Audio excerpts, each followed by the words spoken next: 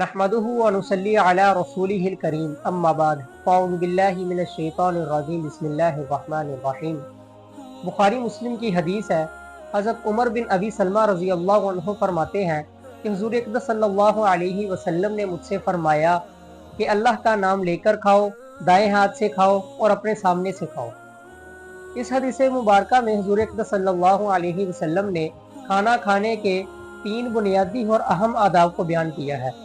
پہلا ادب یہ بیان کیا کہ کھانا کھانے سے پہلے اللہ تعالیٰ کا نام لینا، یعنی کہ کھانا کھانے سے پہلے بسم اللہ پڑھنا، کیونکہ ایک حدیث مبارکہ میں آتا ہے کہ جب کوئی آدمی کھانا کھانے کے لیے بیٹھتا ہے تو شیطان بھی اس کے ساتھ کھانے میں شریک ہو جاتا ہے، اور اگر وہ آدمی بسم اللہ پڑھ لے تو شیطان بھاگ جاتا ہے۔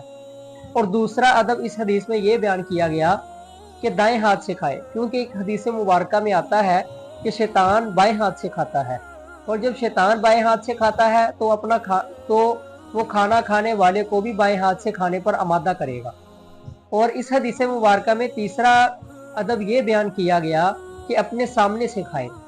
یہ اس صورت میں ہے کہ جب سامنے رکھے ہوئے کھانے ایک قسم کے ہوں تو تب وہ اپنے سامنے سے کھائے، لیکن اگر سامنے رکھے ہوئے کھانے ایک قسم کے نہ ہوں بلکہ زیادہ اقسام کے ہوں، یعنی کہ مختلف قسم کے میوہ جات ہوں، تو پھر جہاں سے چاہے جو پسند ہو اسے کھا سکتا ہے۔